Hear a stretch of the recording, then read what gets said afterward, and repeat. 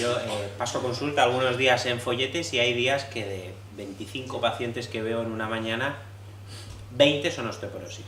Fácil, ¿vale? Aparte porque tenemos la densitometría ahí y focalizamos la osteoporosis en folletes, pero es muy frecuente. ¿Qué es osteoporosis? Osteoporosis significa que aumenta la fragilidad del hueso y por lo tanto quien sufre osteoporosis tiene más riesgo de sufrir fracturas. Y las fracturas osteoporóticas son fracturas vertebrales, fracturas de cadera, que son un drama, pero también son otras fracturas que son muy frecuentes y que a veces pasan desapercibidas.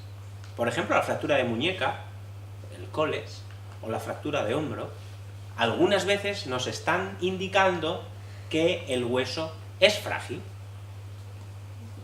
Como podéis ver, aquí tenemos un hueso normal y un hueso poroso, un hueso que sufre de osteoporosis, un hueso que tiene más riesgo de romperse. Quien sufre osteoporosis no tiene dolor, y esto es un tema que tratamos mucho en la consulta. Doctor, yo tengo osteoporosis y me duele todo el cuerpo. Y lo que tenemos que decir nosotros es que la osteoporosis no duele. De hecho, ojalá doliera, porque a veces detectaríamos algunas personas que tienen mucho riesgo de fractura, pero la osteoporosis en sí no duele, no genera dolor. Es una predisposición a sufrir fracturas. La osteoporosis es significativamente más frecuente en las mujeres. De hecho, cuando vemos osteoporosis en un varón, nos planteamos otros diagnósticos. Nos planteamos que haya algún problema que esté deteriorando el hueso. Por ejemplo, que haya tomado muchos corticoides, o incluso en un varón que ingresa, hablo de un caso muy reciente, con fracturas vertebrales por osteoporosis, si no ha recibido tratamiento con corticoides o tiene algún factor de riesgo que haga que el hueso sea muy flojito, lo que te tienes que plantear es que haya algo malo detrás.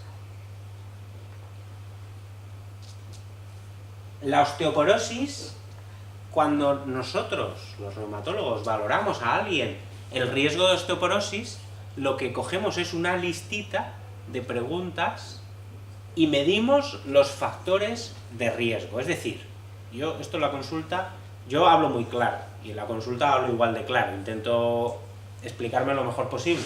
Y yo a esto le llamo, ¿cuántas papeletas tiene para tener osteoporosis? ¿Cuántas papeletas tiene para sufrir una fractura en los próximos 10 años? Pues le voy a hacer las preguntas para hacer un balance de cuántas papeletas. Principal factor de riesgo, edad, cumplir años. Este no lo podemos modificar. Otras cosas que nos interesan, sobre todo porque nuestro objetivo son las mujeres, que son donde es más frecuente, pues preguntamos por la menopausia. La exposición a estrógenos durante las reglas es muy positiva para el hueso.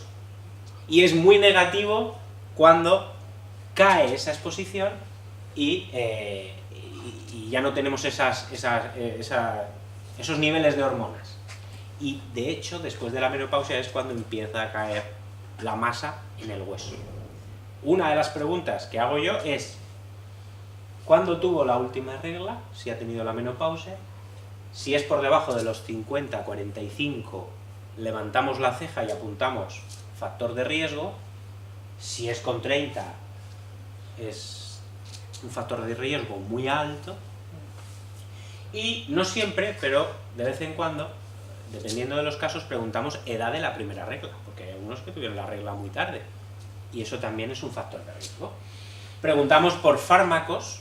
El principal es el corticoide, pero hay algunos tratamientos del cáncer de mama, por ejemplo, que bueno, esto es muy sencillo, lo puedo explicar. Como los estrógenos son buenos para el hueso, hay algunos cánceres de mama que dependen, se nutren, se alimentan de los estrógenos. Y el tratamiento que dan para el cáncer de mama es bloquear todos los estrógenos del cuerpo para que el cáncer no crezca. Entonces, claro, bloquean todos los estrógenos y el hueso sufre esos efectos secundarios. Son tratamientos muy buenos que salvan vidas y aumentan el tiempo de vida de un paciente, de supervivencia de un paciente con cáncer de mama, pero, bueno, pues tiene sus efectos secundarios. Y uno de los efectos secundarios, y un motivo de consulta frecuente en reumatología, es ver pacientes con un cáncer de mama, con estos tratamientos que se cargan los estrógenos y hacen osteoporosis, hacen riesgo de fracturas. Y algunas nos vienen ya con fracturas, lo cual ya hemos llegado tarde. Muy importante. Y esto es una de las cosas que yo también nombro en la consulta. El hueso necesita estímulo mecánico, necesita que nos movamos, necesita que hagamos ejercicio, necesita que salgamos a caminar. El hueso es una estructura que está viva. Si nosotros nos quedamos en el sofá, o, por ejemplo, un ingreso contra nuestra voluntad, un ingreso prolongado por una cirugía, algo que va mal, o que estamos malitos, el hueso, en esa época, pierde una cantidad de masa brutal. Y el ejemplo que yo pongo en la consulta, y que es cierto, son los astronautas. Los astronautas, que son los mejor físicamente preparados, cuando se van al espacio y se pasan 3 meses y vuelven aquí, que han estado en el espacio flotando, el hueso no ha tenido ningún contacto y ha perdido una cantidad de masa ósea brutal. Hacen osteoporosis y hacen riesgo de fracturas. Y de hecho, los de la NASA les dan tratamientos de los que nosotros utilizamos con nuestros pacientes, para prevenir que hagan osteoporosis. Es fundamental. Mira, mi jefe, que se jubiló y bueno, era muy... tenía ideas muy locas, pero era muy brillante, y él sabía que para el hueso era fundamental el estímulo mecánico. Y yo recuerdo que a una paciente que tenía osteoporosis y que no se quería mover por el miedo a tener una fractura, le dijo: señora, usted lo que tiene que hacer es saltar a la comba. Estímulo mecánico, ¿vale? Recibir estímulo. Si nos quedamos tirados en el sofá, el hueso se va a la porra. Y nosotros, cuando valoramos los factores de riesgo de osteoporosis, preguntamos: señora, ¿usted se mueve? ¿Usted sale a caminar? Sí. Ah, bien. No, yo no hago nada. Hago mis labores del hogar y luego me voy al sofá. Pues apuntamos. Factor de riesgo. Por supuesto, el hueso se nutre de lácteos, calcio, eso lo sabemos todo. El calcio no solamente viene de los lácteos, almendras, vegetales, lo tenemos en otros organismos. Y bueno, pues hay algunas enfermedades hormonales, tiroides, que pueden también afectar al hueso, que es más complejo. Y después de hacer todas estas preguntas, nosotros eso lo metemos en la batidora y decimos: vale, pues ahora el riesgo de fractura es alto, es bajo, es medio, pues, y según eso tomamos decisiones. Si pensamos que alguien tiene mucho riesgo de tener una fractura, damos tratamiento.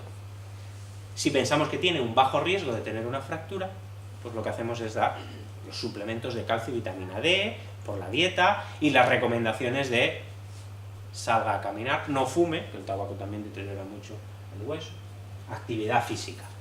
Los médicos mandamos, muchas veces no mando pastillas, mando unos estiramientos y yo me tiro a la camilla y digo: esto se hace así.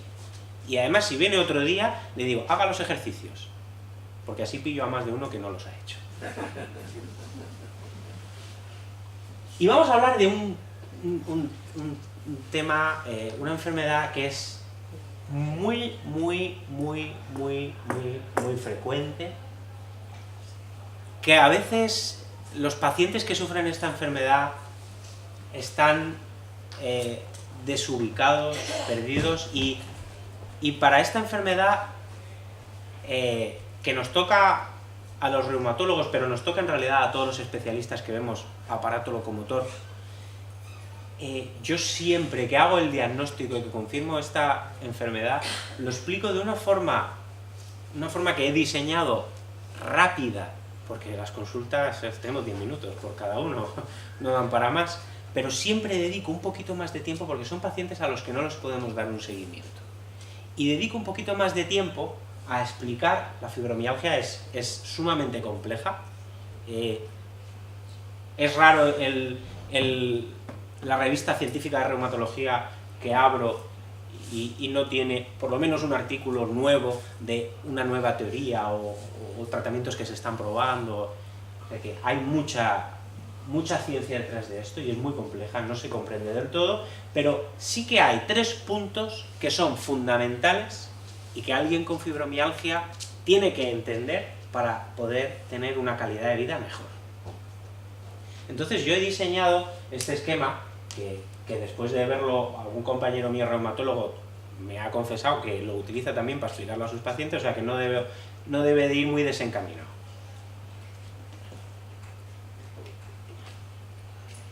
Y en esta tabla lo que yo represento es el dolor. El dolor de menor a mayor. Y esos puntos que hay ahí son puntos de distinta intensidad. Por ejemplo, pues un rocecito con la mesa que me he dado ahora. Aquí ya me han pegado un empujón. Aquí ya me he pegado con la puerta en la cara y aquí, a lo mejor me han pegado un puñetazo, me he caído por las escaleras. De más intensidad. Y hay una cosa que se llama umbral del dolor. El umbral del dolor es esta línea roja. Los puntos que quedan por encima de la línea roja, el cerebro lo traduce y lo interpreta como dolor. Los puntos que quedan por debajo, pues pasan desapercibidos, o un roce, el cerebro no le da importancia. Lo que ocurre, no solo en la fibromialgia, sino nosotros también lo habremos notado alguna vez, que estamos más sensibles a golpes. Lo que ocurre en la fibromialgia de forma crónica grave es que esa línea del umbral del dolor desciende significativamente. Y dentro de la fibromialgia pues hay pacientes que tienen la línea por los suelos, hay algunos que lo tienen un poquito baja, pero esto es una forma de entender lo que le ocurre a un paciente con fibromialgia, que de estar aquí, se mete aquí. Y estos puntos que estaban quedando fuera de la percepción del cerebro de dolor, ahora los está percibiendo como dolorosos. Los pacientes con fibromialgia tienen casi siempre, no podemos decir siempre, pero nunca, tampoco se puede decir nunca, los pacientes tienen 3 conceptos, 3 pilares que están tocados, en mayor o menor medida, pero que esos 3 pilares hay que trabajarlos y son los 3 conceptos que explico a los pacientes con fibromialgia para que mejore un poquito su calidad de vida y podamos subir ese umbral del dolor. Yo creo que a día de hoy no he encontrado ningún paciente o ninguna paciente, porque esta también es más frecuente en mujeres, con fibromialgia y que no tenga problemas de insomnio. Insomnio de cualquier tipo. Problema para conciliar el sueño. Problema de despertar precoz. Es decir, me despierto a las 4 de la mañana y luego no hay manera de dormir. Eso, lo que nos está representando es que hay ansiedad. Y eso yo, esta misma mañana se lo he contado a una paciente que me dice, es que me despierto a las 4 y me pongo a cocinar, digo, eso es ansiedad, casi con total seguridad. Yo no soy psicólogo ni psiquiatra, pero yo, en mis propias carnes, cuando estaba escribiendo la tesis doctoral y encima con un niño que tenía meses y que nos daba unas noches horribles, yo me despertaba a las 4 de la mañana de la ansiedad porque no llegaba a plazo para presentar la tesis, y yo mi tesis doctoral la he escrito de 4 a 6 y media de la mañana, que desayunaba, nos preparábamos y ya me iba a trabajar. ¿Por qué? Porque tenía mucha ansiedad.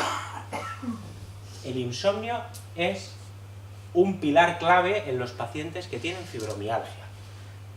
Si no tenemos un sueño reparador, al día siguiente vamos a estar más cansados, vamos a estar más irascibles, vamos a estar más sensibles y por lo tanto mi línea va a estar aquí abajo. es fundamental en alguien con un insomnio invalidante dar un tratamiento o tomar medidas para controlar, conseguir tener un sueño reparador, conseguir llegar a las fases profundas del sueño que son fundamentales para reparar el cuerpo y que al día siguiente funcionemos. Pero si yo me levanto más cansado de lo que me levanté, el día no va a funcionar. Un pilar fundamental, y yo diría que todavía no he visto ningún paciente con fibromialgia que no sufra de algún tipo de insomnio. Ya digo que el insomnio puede ser de muchos tipos, de despertar precoz, de duermo toda la noche pero muy superficial y me despierto con una gota de agua del grifo, o de no dormir, de conciliador. Segundo aspecto fundamental, ya digo que son 3, que ocurre en los pacientes que tienen fibromialgia. Problemas con el ejercicio. No tienen una actividad física habitual. De hecho, en la fibromialgia se han probado miles de fármacos. Cuando en una enfermedad se prueban tantos fármacos, quiere decir que ninguno va bien. Y de hecho, los ensayos que hacen dicen, bueno, sí, este parece que tiene algún beneficio en esto, algo de esto, pero la realidad es que a día de hoy no hay un tratamiento de pastillas para la fibromialgia. Lo único que ha demostrado en un estudio científico que mejora la fibromialgia es un ejercicio físico habitual en el que el paciente se encuentre a gusto, lo haga cómodo. Porque a mí me gusta nadar, yo voy a nadar cuando puedo, y yo recomiendo mucho nadar. Pero hay pacientes que me dicen, es que doctor, a mí nadar, a mí el agua me da miedo, está fría, no sé. Y digo, bueno, pues a ti no te va a nadar. Tengo pacientes, pues hubo una época que estuve trabajando por la zona de Crevillente, que se iba ahí a la zona de las lagunas, se daba unos paseos con la bici y eso le despejaba. Hay que explorar y cada uno encontrará la actividad que le vaya mejor y en la que se encuentre a gusto, porque lo fundamental es que uno lo haga a gusto. Y cuando uno llega al punto de que diga, hombre, qué bien que hoy es martes y me toca aquagym, qué ganas tengo. Cuando tiene ese gustillo por el deporte, cuando llegamos a ese punto, se están obteniendo los beneficios físicos y emocionales de hacer deporte. Porque el tercer aspecto, que también se ve alterado en los pacientes que tienen fibromialgia, son problemas de emoción, problemas de ansiedad, problemas de depresión, problemas de estrés, problemas de bullying, problemas de moving, problemas que todos tenemos, Aquí nadie se escapa, en mayor o menor grado todos tenemos estrés, pero en los pacientes con fibromialgia casi siempre ese nivel de estrés está implicando algo más. Está implicando que está afectando a su vida. Pacientes con fibromialgia que, por ejemplo, he visto que se han curado hace no mucho, una chica joven con una clara fibromialgia, con esos 3 síntomas, con problemas de insomnios, falta de ejercicio y mucha ansiedad, y hablando con ella detectamos que el problema era el trabajo. Su trabajo le llevaba de culo, perdonadme. Y su jefe, bueno, y yo lo que digo es, hay que huir de los ambientes tóxicos. Pero esto es un ejemplo, esto es un consejo que no solamente es para los que tienen fibromialgia. Siempre que se pueda, hay que huir de esos ambientes, o hay que modificar cómo nos enfrentamos a ellos. Y para eso están los psicólogos, que pues tienen sus técnicas. Yo de aquí no entiendo, pero yo mando mucho a la gente a psicólogo cuando detecto que esto está influyendo en su vida. Pues esta chica se dejó el trabajo, se cambió de trabajo y se curó, ¿vale? Entonces, para que nos hagamos una idea de cómo los problemas emocionales influyen en nuestra vida, ¿vale? Os quiero dejar esta página, que es inforeuma.com, que esta página la financia la Sociedad Española de Reumatología, y aquí tenemos información veraz, contrastada, que la hacemos nosotros, los reumatólogos, de todas las enfermedades reumáticas, tratamientos, para que tengamos una idea y podamos consultar, porque sabemos que en internet hay mucho, entonces no todo es fiable, pues que sepáis que esta página es fiable. De hecho, nosotros tenemos en las consultas tarjetitas con esta página, porque esta página es de las fiables. inforeuma.com. No, es muy sencillita, ¿eh? Inforeuma. Luego si no os acordáis me la preguntáis. Bueno, he querido hacer también un resumen final de otras técnicas que hacemos. Luego lo apuntamos, no se preocupen.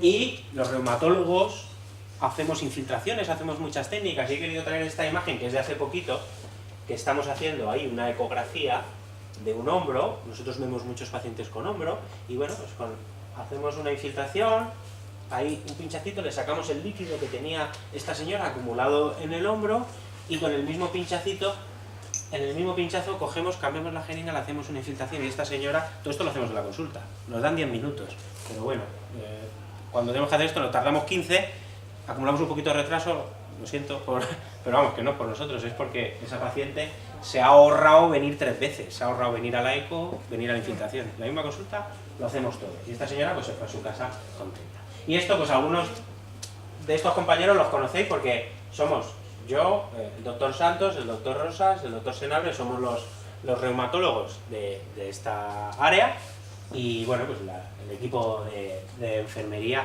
que para nosotros es fundamental porque nos ayudan un montón. Y esto es todo lo que yo quería contar.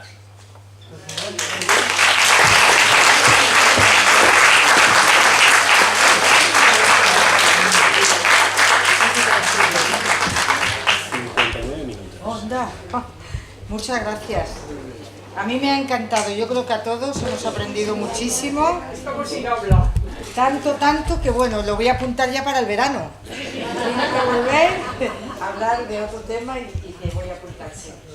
Y bueno, antes de empezar con las preguntas, os quiero decir que la semana que viene va a ser algo diferente, muy diferente.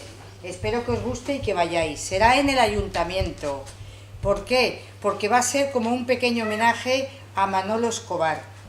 Yo tuve la oportunidad de en vida darle un reconocimiento en el Parque de la Higuera en un gran acto, y él allí dijo unas palabras muy bonitas. Él dijo: no solo vivo en Benidorm, sino que también quiero morir en Benidorm. Y murió aquí en Benidorm, y es un pequeño reconocimiento que me ha costado mucho, porque el sobrino estaba en México y hasta que ha venido y me ha hecho caso y me ha escuchado, me he tirado meses, pero por fin va a venir el día 23 y dará su charla, solamente que me ha pedido que en la mesa hayan 2 personas. Una persona es el representante que fue de Manolo Escobar, de La Pantoja, de Perales, un señor muy importante, el marido de María José Prendes, que estuvo aquí dando una conferencia. Estará ese señor y estará el director de Radio Sirena Cope, que se ve que eran amigos como familia. Entonces será la semana que viene, el martes, en el ayuntamiento a las 7 de la tarde, para que pueda venir bastante gente, y me gustaría pues que lo comentarais a las amistades, aunque ya intentaré hacer bastante publicidad. Y bueno, no va a ser como la de hoy porque es diferente. Y bueno, vamos a empezar con las preguntas. Allí, por ejemplo, Antonio. No, pues esa foto es de hace 3 o 4 meses, no, o 6. Así, por favor, ¿querías preguntar algo? Sí, yo le quería preguntar. Vamos a escuchar la pregunta. ¿Sí? Habla usted sobre la osteoporosis. ¿Qué beneficio tiene el ácido zoledrónico para la osteoporosis? ¿Lo frena? ¿Lo ayuda? Dígame usted. Eso es una pregunta. Y otra, ¿podría usted decirnos algo sobre el síndrome de Sjögren? Vale, 2 preguntas. 2 preguntas. Osteoporosis, y me pregunta la señora por el ácido zoledrónico. El ácido zoledrónico es uno de los tratamientos que utilizamos nosotros para prevenir fracturas cuando detectamos a alguien que tiene riesgo de fractura o que ya ha tenido alguna fractura osteoporótica. Pues el ácido zoledrónico tiene la peculiaridad de que es el único intravenoso. Tiene la comodidad de que se pone una vez al año, o incluso cada año y medio se puede poner. Y es de los tratamientos más potentes que tenemos para tratar la osteoporosis. Básicamente lo que hace el ácido zoledrónico o los bifosfonatos, que es el grupo al que pertenece este fármaco, es evitar que el hueso se se llaman antirresortivos, o sea, evitan que se reabsorba. No es una palabra correcta, pero para que nos entendamos, para que se pierda el efecto. O sea, que es un fármaco que ha demostrado científicamente que disminuye el número de fracturas. O sea, que es un fármaco fantástico. No he nombrado el síndrome de Sjögren, pero sí que he nombrado el grupo de enfermedades al que pertenece. Digamos que el Sjögren es una enfermedad, además tenemos la suerte de contar aquí con mi jefe, el doctor Rosas, es uno de los expertos internacionales de síndrome de Sjögren. En los congresos nacionales de reumatología siempre está él hablando.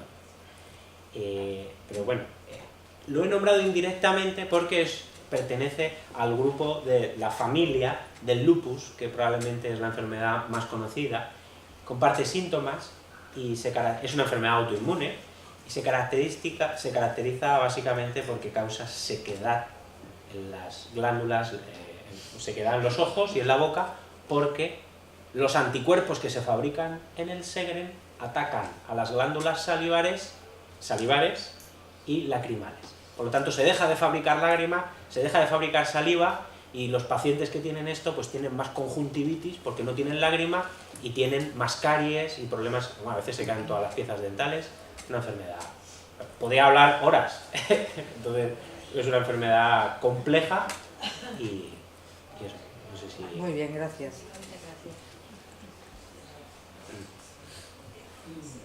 Pilar y después Vicente. No sé si has hablado de Dupuytren. No sé si has hablado, es que he llegado tarde, no lo sé. No. Vale. No, yo quería saber, la enfermedad de Dupuytren, si es cosa del traumatólogo o del reumatólogo, es decir, cuál es la especialidad que le corresponde a esta enfermedad y cómo se cura y cuáles son las causas, por qué aparece. Me pregunta por la enfermedad de Dupuytren. La enfermedad de Dupuytren es una enfermedad en la que aparecen nódulos y cuerdas en los tendones flexores de la mano, mayormente, que generan una limitación a la hora de mover las manos. Esto es una enfermedad muy limitante que a veces se asocia a algunas enfermedades como la diabetes o problemas de tiroides. Cuando eso ocurre, el tratamiento es controlar estas enfermedades. Es muy frecuente en diabéticos mal controlados que aparezca Dupuytren. Entonces el tratamiento es controlar la diabetes. Y es una enfermedad que mayormente la ven los traumatólogos, porque cuando aparece, en fases iniciales el reumatólogo puede aportar algo haciendo alguna infiltración, pero quien puede aportar más son los traumatólogos, que son los cirujanos, y son los que mayormente lo ven ellos. Vale. Eso ya habrá que valorarlo individualmente. Perdona, que ella estaba antes. Sí. A ver, has dicho que el insomnio y tal, ¿no? ¿Sabes? Habla un poquito más alto. Si no, yo luego lo digo. A ver, yo, por ejemplo, duermo muy mal y a las 4, tal, yo ya estoy despierta, tengo que oír la radio, me levanto, etc. Pero yo luego no estoy cansada durante el día, ni me duermo. Bueno, me pregunta por el insomnio, dice que se levanta a las 4 de la mañana, pero que luego bueno, que no está cansada. Bueno, lo que sabemos es que conforme se cumplen años también necesitamos dormir menos horas. Eso, Entonces, si realmente no le limita funcionalmente al día siguiente, pues a lo mejor no tiene ninguna repercusión. creo yo. Ya sabes tú que tengo otras cosas. Muy bien. Vicente y después Pilar. Bueno, yo quería felicitar al doctor José Antonio Bernal por la charla, que ha sido muy interesante. Y como ha hablado de Hipócrates, de Galeno, de Avicena, ellos siempre recomiendan, yo creo, la alimentación. O sea, como una manera de tener una vida sana y una salud sana. Y al hablar usted de la gota, me he acordado de Felipe II, nuestro rey famoso, que tenía gota por su exceso de afición a la carne, ¿no? No sé si estas fotos que ha puesto usted se debían quizás a comer demasiada carne o es otro tipo de causa. Muy bien. Me pregunta por la gota y la influencia de la dieta. Esto es un tema que a día de hoy discutimos en los foros de... Probablemente mi parte más subespecializada, donde tengo más es en gota. Entonces aquí cuando cuando hay una reunión de gota que vamos 4 frikis, pues ahí voy yo. Y entonces y aquí lo discutimos. La realidad es que, y está mal que lo diga, pero que la influencia de la dieta parece que no es tanto. Parece que no es tanto. Sí que es cierto que pacientes que tienen un hábito alcohólico, porque el alcohol también tiene muchas purinas, que es lo que al final acaba en ácido úrico, o toman mucha proteína, carne, acaban teniendo más riesgo de gota. Pero aproximadamente en el 80%, más o menos el porcentaje es aproximado, en el 80% de los pacientes que tienen gota, el problema es porque no eliminan bien el ácido úrico a nivel del riñón. Entonces, por ejemplo, los pacientes que casi siempre acaban desarrollando gota son los que tienen insuficiencia renal.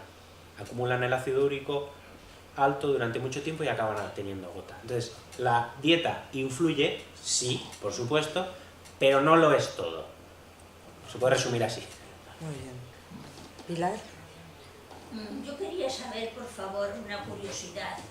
El famoso porque creo que casi todo el mundo ha oído hablar de él, el famoso juramento de Hipócrates que hacen ustedes. ¿A qué les obliga? ¿Por qué es eso? Muy bien. Pregunta por el juramento hipocrático y a qué nos obliga. No nos obliga a nada. La realidad es esa. Es algo más metafórico, es algo más, no sé cómo, no encuentro la palabra, ¿no? ¿Se jura? Sí. No, pero no es un juramento bajo ley, quiero decir, forma parte de una función, ¿no? El juramento de Hipócrates, que yo lo he leído, es cierto que sienta las bases de la ética, pues, por ejemplo, primum non nocere, primero no hacer daño al paciente, ¿no? Pues eso es una de las cosas. Digamos que se comprometen, Sí, es un compromiso, pero sí, compromiso moral, pero no es una ley. Pero el juramento hipocrático es del 400 a.C. Aquí, por ejemplo, en el juramento hipocrático original nos decía que solamente se le puede enseñar medicina al maestro o al hijo de un maestro. Entonces, los que no tenemos padre médico, como es mi caso, no tendríamos derecho. Y ni a hablar de las mujeres. 400 a.C. O sea, que era un revolucionario, pero bueno, hasta cierto punto. Pues se trata en realidad de eso, ¿no? Es Sí. una especie... No es ley, no es ley. El juramento hipocrático se lee, pero forma parte de una función porque fue el que sentó las bases de ética. Bueno, me quedo en blanca del nombre. ¿Cuál sería la influencia de los tratamientos con extractos de cartílago para supuestas regeneraciones? El beneficio, si es algo real o es algo... Bueno, pues esto es una pregunta muy buena. Que me pregunta por los beneficios de cartílago y sus derivados. Estos suplementos están muy discutidos. Esto está muy discutido. Y según con quién se hable, pues va a dar una recomendación u otra. Yo soy de los escépticos con este tipo de tratamientos. Es cierto que no hay que negarlos a nadie y yo lo que hago siempre es una prueba de unos meses, pero si no va, desde mi punto de vista, y esto es una opinión, no tiene sentido estar tomándolos durante años. Además, a quien le va es a los pacientes que están en fases iniciales de artrosis. El que tiene ya el cartílago totalmente desgastado, ya le puedes poner que ahí no hay manera de reparar. Era la única opción, por ejemplo, de una rodilla es poner una prótesis. En fases iniciales a lo mejor sí que tiene sentido, pero en norma general no es que sean la panacea. Sí. Yo he sufrido el problema. Entonces, Vamos a escuchar. Entonces, claro, sobre el supuesto de escepticidad, pues tiene su lógica, ¿no? Pero los efectos reales, por ejemplo, en mí, la verdad es que yo, en el caso de uno de los medicamentos, se trata como elementos nutricionales. Sí, ¿no? sí, sí. Pero un compuesto de cartílago con ácido hialurónico, pues en mi caso ha dado un efecto milagroso. O sea, de salir, o sea, la afección en rodillas, un año con muletas, infiltraciones, y a partir de tomar este colágeno, concretamente el nombre es Carticure Plus. Sí, este es el efervescente. Carticure Plus, Sí, sí. porque está el Carticure normal, pero simplemente se limita a evitar el Esto es dolor. un ejemplo individual, ¿no? Y nosotros Claro, también tenemos que valorar. claro. Pero yo siempre hago una prueba de unos meses porque hay gente que yo me he encontrado, como es en tu caso, Yo en mi que caso, mejoran espectacularmente. Entonces, claro, esa opción no la quiero perder. sé que está mal, Claro. pero Sí, sí. me encuentro un montón de amigos que tienen no el hacen mismo problema, el efecto causa, ¿no? Que he tenido, y no sé si el efecto psicológico en ellos y tal, pero cuando lo toman 3 o 4 meses, porque la prescripción es 3 meses y 1 de descanso, pero cuando están por la segunda toma, oye, me ha salvado la vida. Yo no quiero saber nada, Muy bien. pero bueno, a mí me ha dado esa solución, para mí ha sido una solución, espero que no sea un elemento... Bueno, me da igual, si has mejorado, me da igual si es placebo o claro. Será un poco de cada, Hay que rezar un Padre Nuestro y se le va el dolor también, o sea, bueno, es válido también, ¿no? Bueno, pues gracias. Ahora por aquí y después seguimos ahí detrás. Yo quería preguntar, aparte de felicitar me ha encantado la conferencia, me ha encantado muchísimo. Me ha llamado la atención en estas enfermedades que atacan las articulaciones, artritis, el ácido úrico, veo que son un tanto caprichosas y atacan en un punto determinado y no en otro. Por ejemplo, en esa foto que he visto de la mano, he visto que las articulaciones centrales de los dedos estaban inflamadas, pero el resto no. ¿Cómo es que es tan caprichosa y decide aquí sí y aquí no? Y en el caso del ácido úrico ocurre un poco parecido. Te ataca antes de llegar a la gota una rodilla, pero no te ataca la articulación del tobillo, por ejemplo.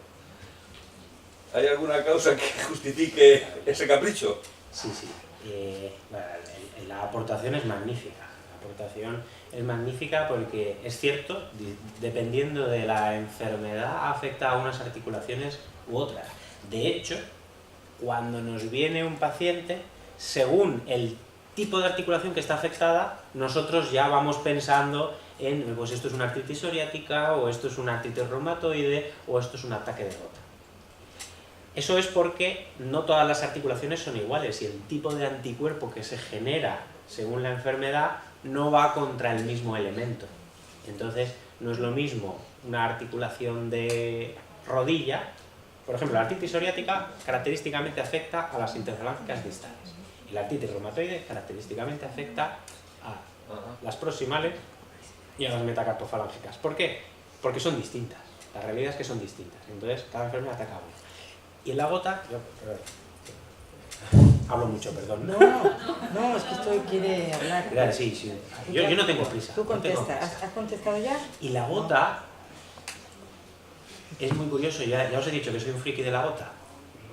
En la gota es más frecuente en las articulaciones que están más alejadas del corazón, en las articulaciones que están más frías, porque es por física, por eso ocurre más en el dedo gordo o en la rodilla, las que están todas lejos, porque por física es más fácil, se necesita menos concentración de ácido úrico para que se formen cristales. Entonces, esa es la explicación. Vale. Ahora vamos aquí, después allí, primero aquí. Bueno, primero felicitaciones. Y después una pregunta. ¿Qué de cierto hay en coger el cartílago, o sea, un trozo de cartílago, hacerlo más grande y luego injertarlo? Eso es una pregunta que como reumatólogo no la puedo contestar, porque eso lo hacen los traumatólogos, que son los cirujanos. pero esa técnica es bastante moderna, bastante novedosa, y por lo tanto yo, incluso si fuera traumatólogo, hablaría con cautela, pero no te puedo decir mucho más. No puedo decir mucho más porque ¿Es efectiva o...? no tengo ni idea. Es nueva. No tengo ni idea. Vale, gracias. Porque eso es súper nueva, novedoso. claro. Tiene su sentido porque in vitro podemos ponerle los nutrientes suficientes para que el cartílago crezca, pero luego que eso se ponga en donde tiene y que se adhiera y que eso vaya bien, eso ya Ahí va yo. habrá que verlo. No tengo ni idea, no tengo ni idea de cómo va, pero eso es muy novedoso.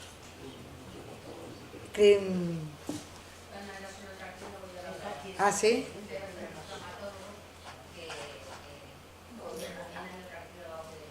Lo del cartílago, vale, pues ya está. Vale. Ojo, yo no he dicho que no los mande, he dicho que soy un poco escéptico y de hecho cuando los mando se lo digo al paciente, digo, oye, vamos a probar con esto. Hay gente que le va fenómeno, como es el caso, Sí, pero si no va, no vamos a estar tomándolo Se de por cambia. vida. muy bien. A ver, allí al fondo. Es que no me ha quedado claro, porque yo entiendo como un producto el cartílago del tiburón, que se vende en herboristerías, ¿vale? 36, 40 y tantos. Lo que sea. Pero luego hay otra cosa en medicina, que es glucosamina y condrosan combinados. Un día glucosamina, otro día 2 de condrosan. ¿Es lo mismo o no es lo mismo? Todos son componentes del cartílago, ¿vale? Entonces es similar.